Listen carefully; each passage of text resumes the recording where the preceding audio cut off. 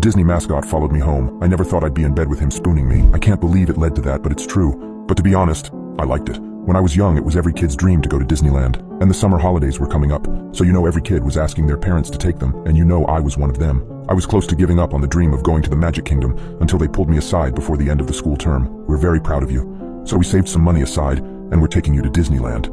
It was everything any kid could wish for. It had cost them a pretty penny for the whole trip, and one memory stands out to me, which is the reason why I'm writing this. We were at the gift shop, and they were picking up various merchandise and suggesting we buy it as a souvenir. I kept going back to an intricate glass figurine of a beautiful Disney character. The figure cost around 120 euros, which was a lot for the time, way too much for my parents. We left without buying anything, and I was left with no souvenir, or so they thought. What they didn't know is that later that day, I went back to the shop. I was 8, so I was small enough to duck behind shelves without looking too suspicious. I reached over to the figurine and hid it in my Mickey Mouse hat. I looked over to the shopkeeper. He was busy with a customer. The other customers didn't notice. I thought I got away with it, until I noticed far out of the door, there was a mascot facing my direction.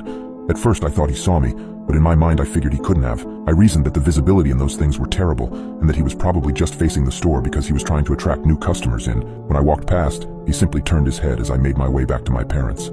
He made no attempts to confront me. Past then, my memory fades. I simply went back to being a kid in school. It wasn't until a few weeks later that I started seeing some weird things happen. It was small at first. I would be playing in the schoolyard. Sometimes I would see the top of 2 black domes hiding behind a wall. Before slipping down out of sight, I would peek over to see what it was and see nothing, with nowhere anything could hide. I tried being faster. However, I could never catch a full glimpse of the thing. There was one thing I could piece together though, based on all the parts I'd seen hiding. It was definitely a Mickey Mouse mascot. From then on, I was actively scared of anything Disney. Other kids would have their Disney toys, and I would shy away. They would bring up the Disney movie they saw the night before, and I would try to turn the conversation to another topic. I got rid of anything I had that was remotely Disney, anything to ease my mind and erase the trauma I had experienced. It never worked, but it helped. After that, things calmed down. I feel I would be close to seeing something disturbing, but it'd be out of sight as soon as my eyes focused. Still though, it never eased the paranoia, something that haunted my every day. I felt I was getting close to forgetting all of this, and living with the residing feeling after that traumatic event until in high school, when my best friend's birthday was coming up. He decided to organize a Disney trip and bring 2 friends, one of those kids that had parents who could afford to do such a grand gesture. I tried to deny the invitation, but he was my best friend and wouldn't take no for an answer. I tried getting my parents to pull me out, but they thought I was just nervous about the flight. So it wasn't long until I was boarding a flight to my literal nightmare. The group consisted of my best friend, one of his friends, his parents, and me. As soon as we settled in, we were off to have our grand adventure. It didn't take long until we split up to do our own things for a bit, with a time and place to meet up afterwards. I strolled around the park, trying to mind my own business and avoid the mascots. It hadn't been so long that I was ready to let down my guard in front of them, despite the friendly setting. It was odd, but every time I walked past a mascot, I swear they would briefly drop what they were doing, whether they were promoting merchandise or talking to a kid, and just stare at me as I passed. They just turned their heads slowly, their novelty-sized eyes glaring at me, cold and dead. At night I tried to feel safe. I locked my door, tucked under my blanket, and tried to sleep the night away. However, I couldn't. The light seeping in through the open curtain perturbed me, and briefly reminded me of that night so long ago. As I grabbed each side to draw them shut, I noticed something in the distance. Standing in the middle of the grounds, completely in the open, was a mascot. It was Mickey, just standing there. If it wasn't so far away, I could have sworn it was looking at my window. I stared at it a bit. It was just glaring, unmoving, disturbing. My heart started to race. I was scared to look away. But eventually I developed a resolve and pulled the curtain shut as hard as I could. I raced to my bed and wrapped myself up so tight that any childish fears couldn't penetrate. And I slept to the gentle sound of something soft brushing my window, and what I fear now was heavy breathing. In the morning I woke up exhausted. My friends, on the other hand, were sprightly awake and ready for a day of action. Obviously I tried bringing it up the night before, but you can never fully convey anything as simple as a mascot standing unmoving in a theme park without getting the simple answers. It was probably just an empty costume left out. It was probably a mascot on break. I was probably just dreaming it. I stayed alert for the rest of the trip, pretending to enjoy the place around my friends and the parents, and keeping a low profile while alone. It felt like an eternity, but I made it home in one piece. I want to say things calmed down from here, but they didn't. It got worse. The mascot that haunted my childhood seemingly stopped bothering to hide. I would catch it just standing out in the open, taunting me with its presence. When my parents drove me to school, I would catch glimpses of Mickey facing the direction of the car between alleys. While out shopping, it'd be standing behind a moving crowd, slowly holding out its hand, before fading away behind the hustle. The worst was at night. If I forgot to close my curtains, I would just see that horrifically sized head just staring at me through the window. I couldn't call someone, why bother? It'd just slip away as soon as they came. Trying to take a picture ended in the same result. A running motif over time was his hand. I would sometimes see him either raising it, palm side up, or it would already be held out, almost as if it wanted something. It didn't take me long to think of a solution. The figurine. I frantically rummaged through my old childhood items, toys, books, and the like. Nothing Disney. Of course, I got rid of everything as a child when I was terrified for my life. I no doubt had gotten rid of the figurine. I was mortified at this thought. My next idea was a simple one. While at the school library, I Googled the exchange rate of the euro for the year I went to Disney and scraped up my pocket money. I had the right amount, so I did something any other kid would think is crazy. I left it out on my doorstep.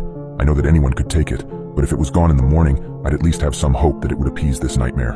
I left the money on the doorstep under a note apologizing for what I did. I placed a small rock on it to keep it from blowing away, and I went to bed. That night I did something that terrified me as a kid. I slept with the curtains open. I wanted to wait until it was late and see if that horrific icon would be staring at me. I woke up in the dark hours of the morning. I took a few deep breaths for courage, closed my eyes with a quick prayer, and spun around to check. Nothing. Was it over? Had I managed to end years of torment? I walked over to my window to see if there were any signs of the thing, gaining steady confidence with each step.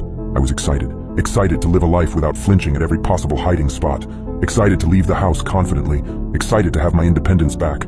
This all ended when I stared into my garden. There it was, staring as it did on my second trip to Disneyland. I stared back, not only in horror but sadness that my newfound confidence and excitement was crushed so quickly.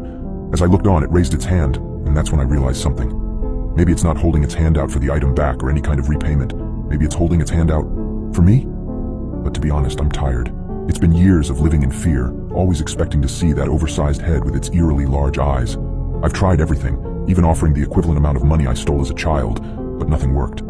Now, I'm left with one crazy idea that sends chills down my spine, but also brings forth a twisted curiosity. Invite the mascot in. My heart pounds in my chest as I reach out and unlock the front door. I take a deep breath, push it open, and step aside. The silence is deafening. I feel the world stand still as I wait for the inevitable. The iconic Disney character looms at the doorway. I can't see its eyes behind those cartoon-like ones, but I can feel its gaze on me. Without a word, I gesture for it to come in, and to my surprise, it does. It steps inside the house, moving with a surreal fluidity that seems at odds with the oversized costume. It's in my house. This thing, this presence that's haunted me for years. There's an odd sense of relief, even though I'm still scared out of my mind. In a slow, steady motion, the mascot put its hand out for me, just as it did in the garden, and every time before. I don't know what prompted me to do so, but for the first time, I took his hand. Slowly, he led the way upstairs, and I followed, our footsteps echoing eerily in the still night. We reached my bedroom and he pointed to the bed, the absurdity of the situation not lost on me. It just stands there, a silent sentinel. He let go of my hand and he crawled into my bed, tucking himself under the covers. He gestured to me, the word join hanging in the air between us. I stood silent, struggling to comprehend, but being this far in, I complied. And there we were, me and a Disney mascot, spooning under the blanket in my bed. Its giant gloved hand rests lightly on my waist, its presence both comforting and bizarrely absurd. It's quiet, completely quiet, except for the beating of my own heart. In that moment, everything becomes clear. The figure didn't want revenge or restitution. It didn't seek to scare me or harm me. It wanted contact, comfort, connection. Maybe it was trying to convey a lesson, that consequences follow actions, but forgiveness is also possible. I lay there, wrapped in the arms of my childhood fear, finally at peace. I drift off to sleep, a new chapter beginning. My tormentor turned protector, my haunted past becoming my surreal present. It's not the resolution I'd ever expected, but somehow, it's what I've been waiting for. But when I woke up the next morning, the mascot was gone. My house was eerily silent. I checked downstairs and called for him outside, but nobody was there to be found. No creepy face peeking from around the bushes, no thick matted gloves gripping corners. Nothing. And to be honest, part of me felt sad. I felt that I had lost a friend, a peculiar one at best, but still, a friend. It's been a month since that encounter in my bedroom with the mascot. Wherever that thing is, whatever they're doing, whoever they're stalking now, I hope it's with good intentions. I hope a lesson is learned. But since the start of this whole ordeal, one thing has been unignorable. A nagging feeling, a feeling of unease and concern. Is this the purpose of the mascots at Disneyland?